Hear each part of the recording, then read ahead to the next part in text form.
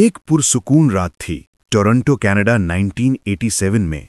गलियां खाली थी और घर स्ट्रीट लाइट्स के हल्का सा ग्लो में शांत लग रहे थे।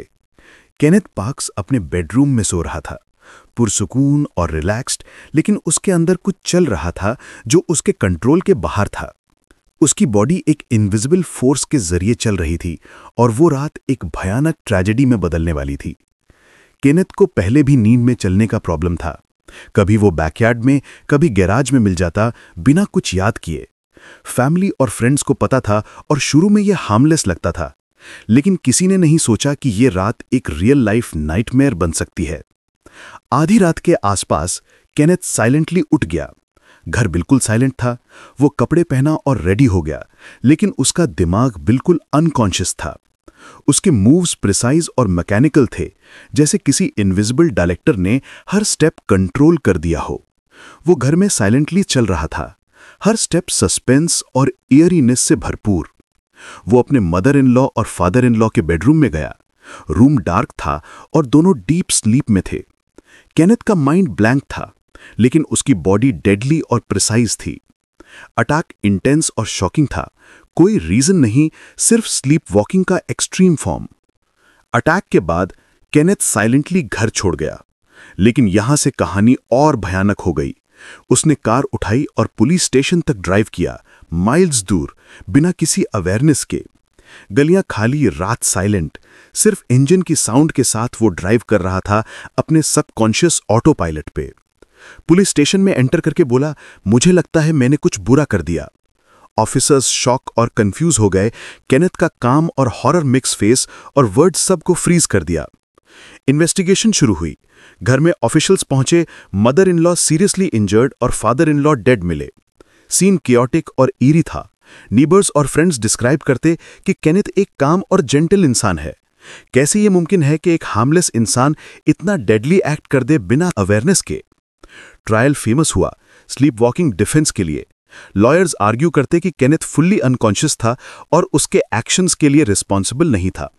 साइकाइट्रिस्ट्स और स्लीप एक्सपर्ट्स कोर्ट में टेस्टिफाई करते, पैरासोम्निया एक ऐसी कंडीशन है जिसमें इंसान कॉम्प्लेक्स टास्क्स परफॉर्म कर सकता है नींद में, इंक्लूडिंग ड्राइविंग और वायलेंट एक्ट्स, बिना किसी अवेयरनेस के। प्रोसिक्यूशन आर्ग्यू करते प्रीमेडिटेशन का, कि केनेथ ने कॉन्शियसली कार ड्राइव की और अटैक प्लान किया।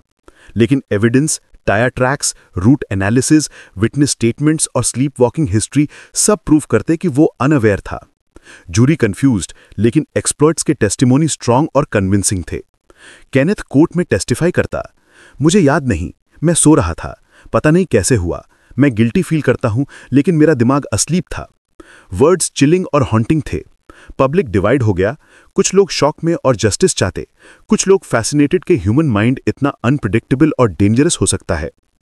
मेडिकल एक्सपर्ट्स एक्सप्लेन करते कि स्लीप वॉकिंग एक्सट्रीम और डेंजरस भी हो सकता है। कॉम्प्लेक्स मोटर एक्टिविटी का एग्जाम्पल देते वॉकिंग, ड्राइविंग, ऑब्जेक्ट्स यूज करना और इवन वायलेंट एक्ट्स। केनेथ का केस एक्सट्रीम एग्जाम्पल था। कोर्ट फाइनली एक्सेप्ट करता sleep walking defence. Kenneth murder charges से एक्विटेड हुआ, लेकिन साइकियाट्रिक सुपरविजन में रखा गया। रिसर्चर्स और साइकोलॉजिस्ट डेकेड स्टडी करते रहे। स्लीप वॉकिंग नॉर्मली हार्मलेस लगता है, लेकिन डेडली कॉन्सिक्वेंसेस भी हो सकते हैं। केनेथ के लिए ट्रेजेडी डबल थी। कोई याद नहीं, पर लाइव्स परमानेंटली ऑल्टर हो गए। Father in law dead, mother in law injured और फैमिली पे परमानेंट शैडो। स्टोरी और चिलिंग लगती है क्योंकि ये रियल लाइफ इंसिडेंट था और एक्चुअल एविडेंस और विटनेसेस इन्वॉल्व थे। ये स्टोरी सस्पेंस, हॉरर और साइकोलॉजिकल थ्रिलर का परफेक्ट मिक्स है। नाइट ऑफ May 23, 1987 अब भी एक्सपर्ट्स और स्टूडेंट्स के माइंड में हॉन्ट करती है। रिमाइंडर कि हमारी नींद और कॉन्शियस माइंड के बीच का लाइन कभी डेडली हो सकता है। केनेथ पार्क्स का केस एक रियल लाइफ साइकोलॉजिकल थ्रिलर बन गया। ये स्टोरी दिखाती है कि कभी-कभी हमारी बॉडी और माइंड अलग ऑपरेट करते हैं और रिजल्ट इरिवर्सिबल और ट्रैजिक होता है।